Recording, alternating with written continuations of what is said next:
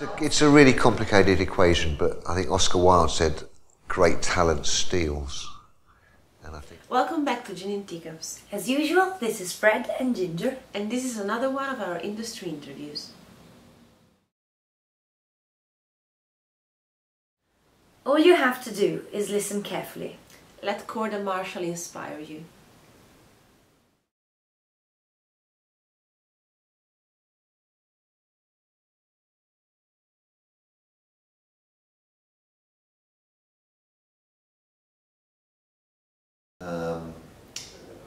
You're stupid enough to have the dreams in the first place, and I don't know, from my perspective, I just carried on working. I worked really hard, a lot of hard work. I think a lot of people say I've been lucky, and 32 years I've been consecutively lucky, and I'm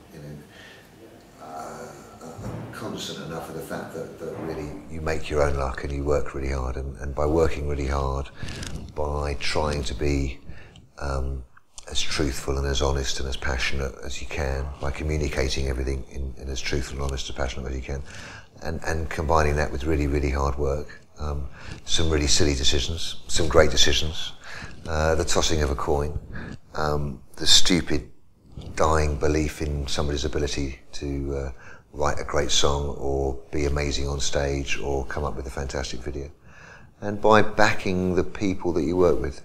And I've been blessed through my career that I've chosen to work with some amazing people around me. So I've had moments in my career where I've had great staff, and if I've got a great head of promotion, or a great head of A&R, or a great head of marketing, or a great manager, then the better they are, the more it makes me look good. And ultimately, I've just surrounded myself with people who are really, really good at what they do, and I've been lucky enough and blessed enough that that's a little bit of that magic's rubbed off on me.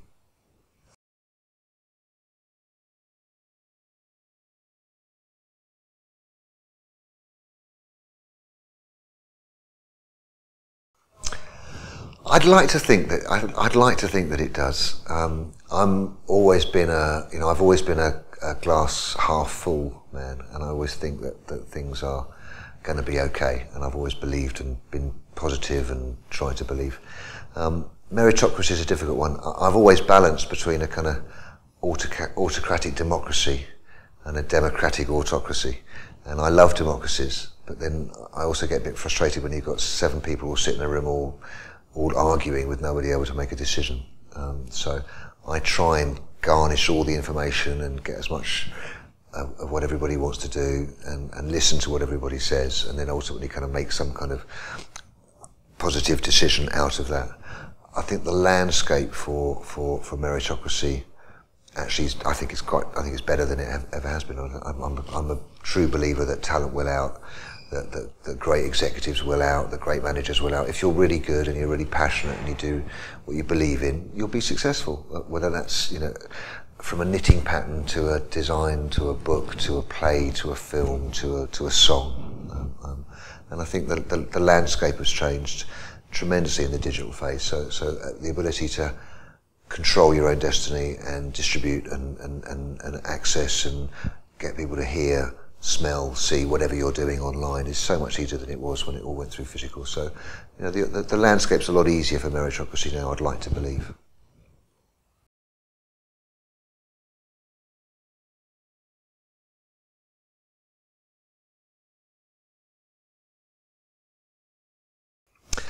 It's always a subjective and objective criteria in the decision-making process about something that's artistic and has worth and has value against the kind of objective 2 and 2 is 4, and it will always be 4. So the ability to know that if I put £10 or £100,000 or £1 million into a thing, be that an artist or a song or a film or whatever, that I'll then get back £15 or £150 or £1.5 million, and that's a kind of objective criteria that you can analyse, and the number crunchers will do the figures, and you can see what you've got to sell, what you invest, what you make back, what your returns are.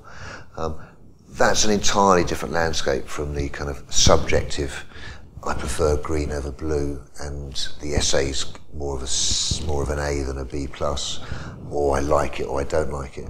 And in the subjective context, what I passionately like doesn't always equate to being commercial. And I've learned over the years to balance, like a seesaw, the judgment of what I think creatively and aesthetically or emotionally connects and is beautiful and has a huge future and could be successful, together with an objective criteria about whether it will make money or be of value or hold its value or how much money it will make. And luckily, because over the years I've been blessed and successful enough to make loads of money with the a combination of the subjective and objective context, you know, all that really money does for me, or that money really does, is one of the key things it does, is it buys you power.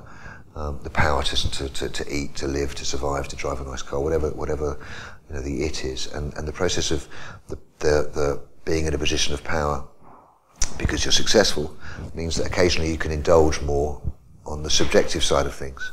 I remember signing Psychic.TV to RCA back in the 80s, and a lot of people thought I was crazy. I loved Genesis and I loved what they were doing, and you know, with me, I signed Muse when they were 17, and an awful lot of people, you know, including the NME and Radio 1, you know, the NME said, take this band away, we're never going to write about them.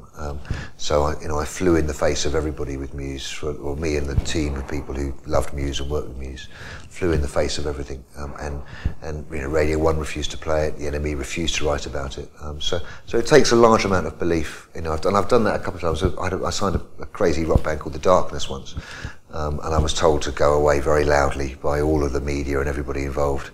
And how dare I bring, you know, I was known as the forefather of prog rock because I had the Muse album, the Muse third record and the Darkness record. So if you believe in it and you kind of believe passionately and you work hard, comes through. I mean, one of the little singer-songwriter I signed called James Blunt, and I've been being told by radio, you know, go away and leave us alone and stop annoying us, and you know, we will never play this record. That record was You're Beautiful, which was #1 for however many weeks, and I think, you know, sold 14 million albums. So if you have a really strong, firm belief, then you know that can break down 1,000 walls.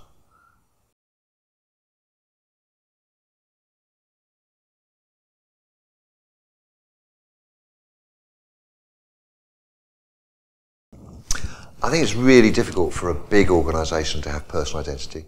But I don't think it's impossible, and I think if you're clever and you use kind of the right kind of brand associations and brand management and marketing, then I think it's a feasible concept. But the definition of large or big doesn't necessarily go with the context of individuality or you know, single identifiable things. I think you know, I grew up in an era where the label identity and the brand identity was really important. We didn't know that it was called brand identity at that time, but you know, I bought every record that Factory made when I was 18, 19, 20. I bought Joy Division albums on the Monday that they were released. I used to follow, you know, at labels and, you know, labels like Beggar's Banquet and what have you. So, and they were really important to me. And I, you know, labels like Rough Trade or Mute or Beggars, or, you know, now you've got Excel or Domino or Belly Union.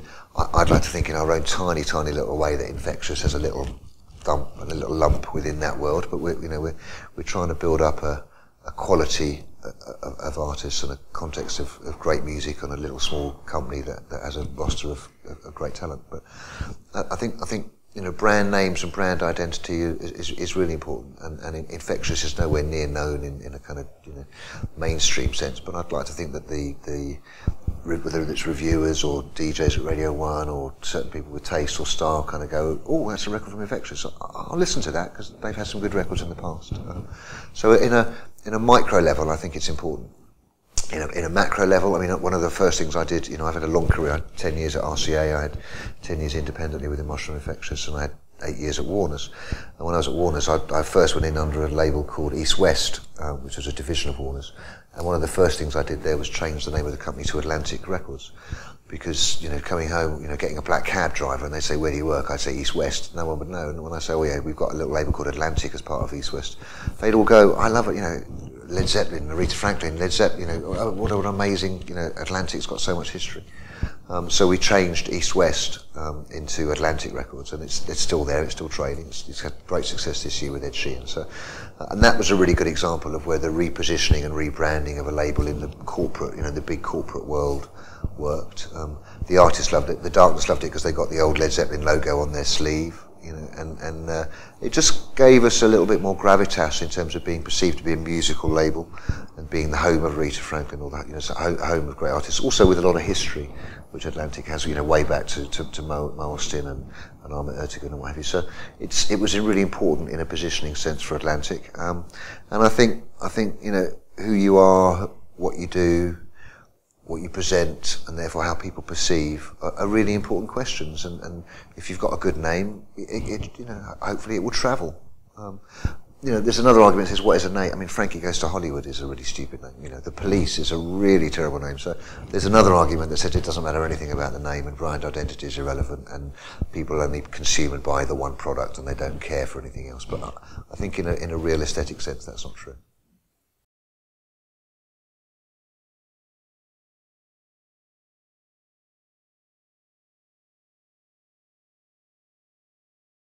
I don't know if it's the ultimate form of contempt. It's a lovely story. I was giving a lecture. I do lots of lectures and kind of keynote speeches and things, just because I love talking to big kids and giving things back. And so I was doing a lecture on how to be noticed by A&R men in Hertfordshire University, and it just so happened that you know, the members of this band who didn't have a name at the time were in that lecture, and part of the process of how to be recognised.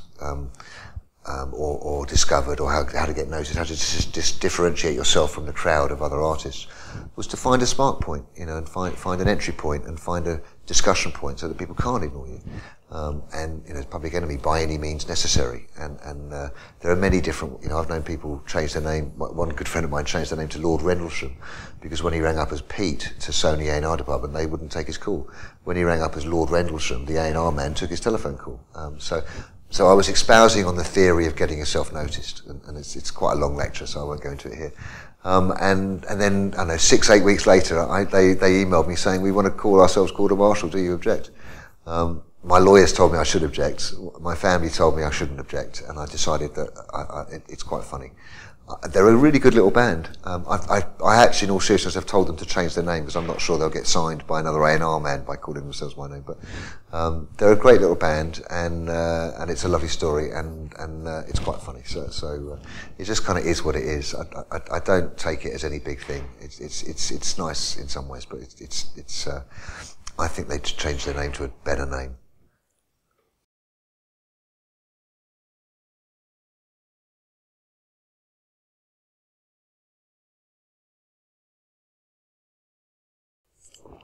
I think it's a bit of both, actually. I think it's a bit of both. I did retire. I wanted to go sailing. I've got this stupid dream that I want to sail around the world on exactly the same route that Captain Cook sailed around the world in 1783. And when I'd had 29 years working in the corporate environment or in running companies and looking after problems and what have you. And it's hard work. It's 10, 12, 14 hours a day. It's 5, 6, 7, 8, 9 days a week. It's 24/7.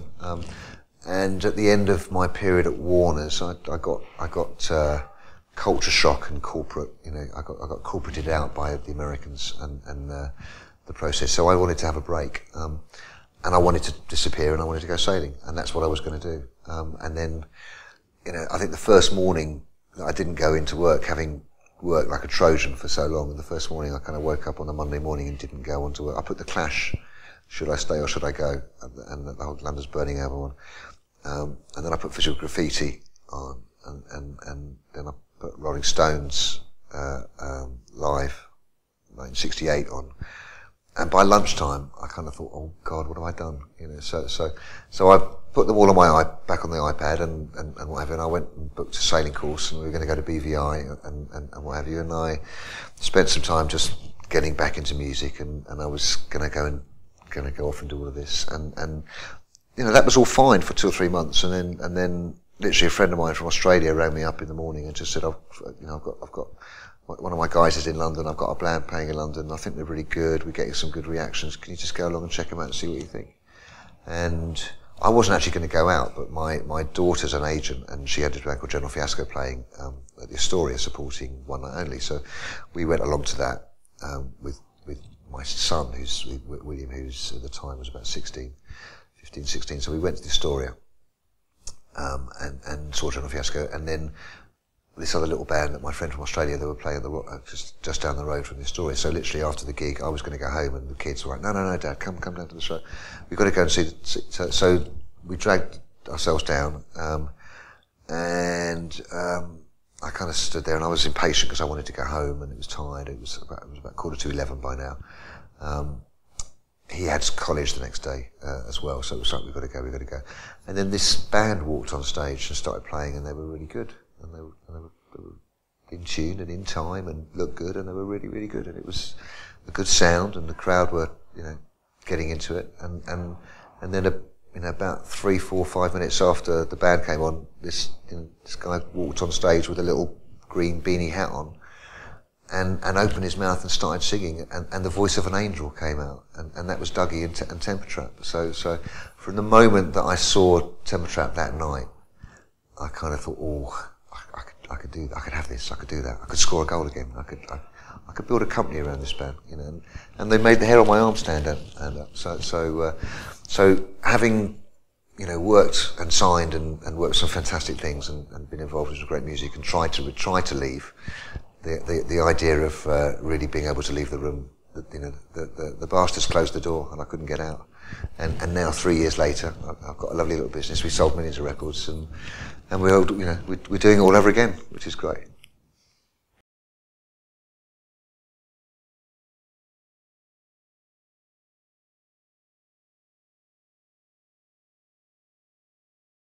How to shine the diamond. Well, sometimes it's just a beautiful diamond unshone and just left as it is. And so, this is what the real secret of A&R and working with talent is knowing when to leave the room and when not to leave the room, and knowing when to help and support and direct, and knowing when to stay out of the process or proffer an opinion and run away, which I've done a few times, lob the grenade in and then run off. And it's a really good question, the context of how you work with great talent and how you help and develop great talent and young talent. I worked within an independent company for 10 years called Mushroom, and we had a kind of self-imposed rule at Mushroom, which I kind of came up with, because I was so fed up with working with 25, 26, 27-year-old stroppy musicians who didn't really know what they wanted, always knew what they didn't want, were really unhelpful, and this was mainly at RCA, the end of my RCA period. And I just got really fed up with working with disingenuous mid-20, labouring musicians who, wouldn't really get out of bed and didn't really want to do the interview, and kind of said, well, I'll do Top of the Pops if you get me that, but we're not going to do any more promotion, and I don't want to talk to anybody, and where's my £100,000 video, and why haven't I got a 4-page advert at the back of the NME and Q, and why aren't you spending any more money on me? And I just got disenfranchised with the whole context. So when I started with Mushroom and Infectious, I had a rule that said very early on, we were only going to work with artists and sign artists who were under 20 or over 30, and that I didn't ever want to have to deal with stroppy 25-year-old failed musos ever again. And when you're working with somebody who's young, in their teens, they've got exuberance and enthusiasm and love and passion.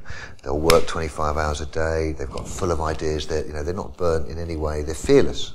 They'll think the unthinkable. When I signed Ash when they were 15, and they were still at school, I had to go over and talk to the headmaster and go, the manager and I, Tav, we had to, sat up drinking whiskey with the dad till late, and went out walking the dogs with the mum, and then had breakfast with the boys before they went to school. They were 15. They were, and they wrote songs. At that point, they had "Girl from Mars." They'd written "Angel Interceptor." They'd written "Kung Fu." They were fantastic. So in that case, there was a lot of little things and bits and bobs to organise, but generally they were amazing. And all we really had to do was just kind of put a Polaroid camera on them and capture it, and not get involved in trying to do too much, because it was just so raw and full of energy and fresh and exciting. And I love working with young bands and young artists. When Muse was 17 when I first met them, down in Cornwall, at Sawmills, and we sat outside of a hotel and had an afternoon tea. I'd seen them a couple of times. I saw them in the city, in Manchester, which was a terrible show. And I saw them play at the 100 Club, which was kind of okay, but the songs came out. I remember Muscle Museum came out, and Matthew's voice came out. And then when I sat down and met them, they had so many ideas, and Matthew was, you could tell, although he didn't say much, you could tell he was thinking a lot, an awful lot, and he was, and so I made a decision and I really wanted to get involved. And the more songs I heard, I had Muscle Museum and Cave and Uno and Unintended and kind of as demos, and those songs just made the hairs on my. It doesn't matter that they were, everybody at the time was all there, just a pompous rock band, and you're just, they're like a bad. Whatever anyone's opinions were, I didn't really matter.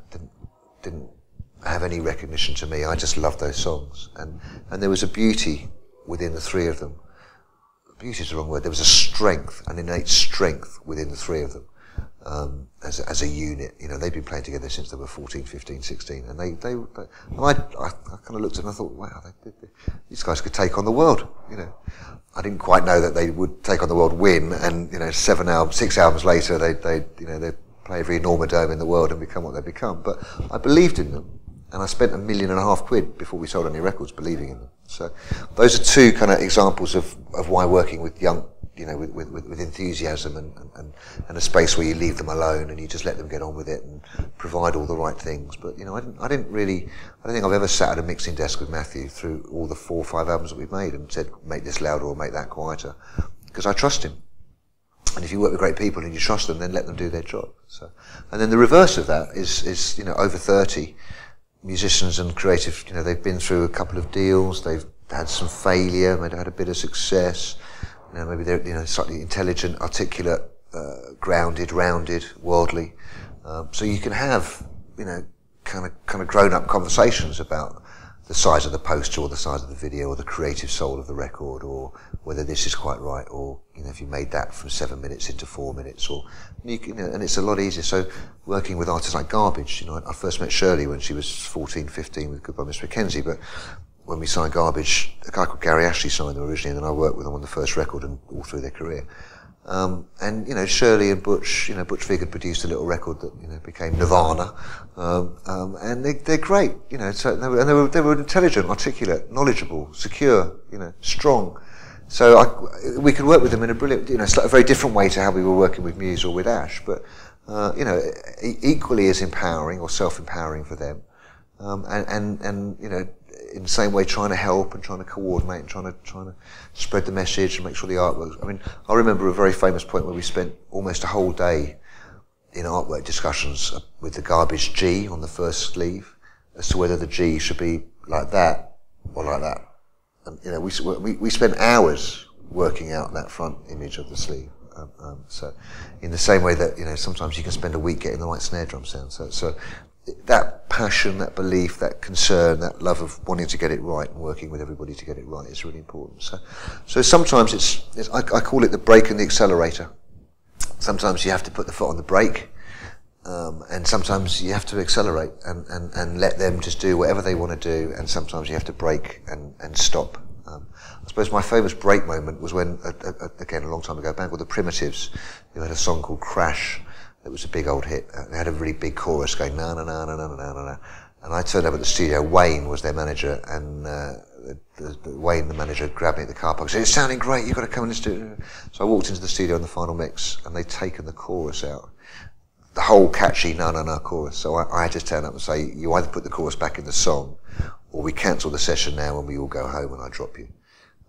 So I put the chorus back in the song. The song was Primitives' Crash was a big record, number 5 in England. We sold hundreds of thousands of records and it all worked. So that's a good example of sometimes where you need a break.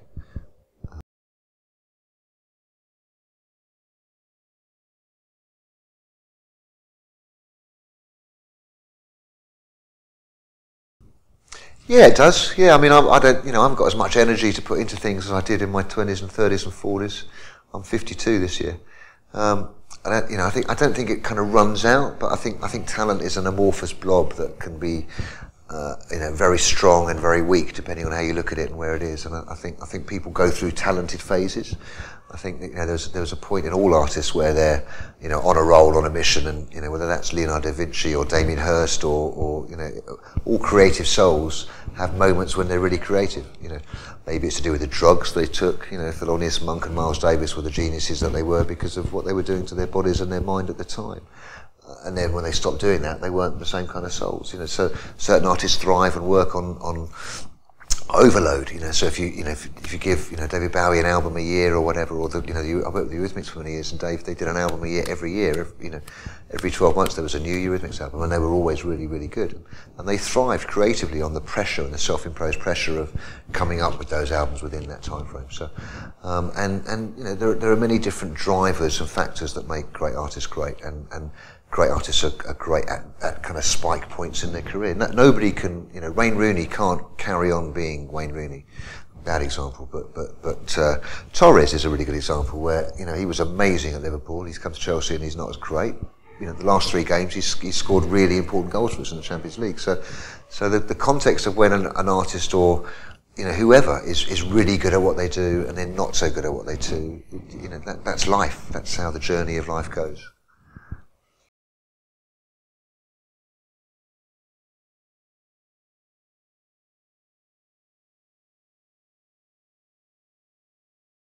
I've worked with and signed some great things. I've got a great year this year. We've got an amazing new Temper Trap album out. I went to XFM yesterday. We've got 8 plays on XFM in one day. Giving it to Radio 1, and they're all a bit, they don't get it. It's #1 most added in Australia. It's getting huge reactions in America, and the Temper Trap record's going to be really, really good. And last year I went and signed 2 new acts who I just love, and I just want to talk about them, which is, one of them I've been trying to sign for a couple of years, called These New Puritans, who used to be on Domino. Lawrence is a beautiful man at Domino. I love that label so much. And we've managed to kind of do a loan swap, so we're working with These New Puritans now. And they're making their record. They're going off to Berlin this weekend, so that's going to sound really good, and I'm really excited about that. It's coming out in early September. And then one of the other things that I found that I think is really special, I managed to nick it away from Sony and a couple of other labels in December. So we signed it late last year. 4 individuals who are just amazing. And I personally think, maybe with the exception of Niles Barkley, CeeLo or Muse, I think Alt-J, which is... So I think with this new band Alt-J, I think they're one of the most exciting things that I've found, and I think they're up there in terms of CeeLo or Niles Barkley or Muse. They're playing at the Africa Centre next month. We've just finished making their album. I made their album with a totally unknown producer who'd never made a record before. He was 20 years old, called Charlie. They made the demos, and he's made the most amazing record. And this new band is called Alt-J, 4 guys from Leeds, managed by Tab, who's a good friend of mine. We managed Ash together, and I'd encourage everybody to Google Alt-J, Alt-J, and get to know them and discover their music, because if you love music, you'll really like Alt-J. And you'll really like These New Puritans, and you'll really like Cloud Control, and you'll really like Temper Trap. But you should really listen to Alt-J.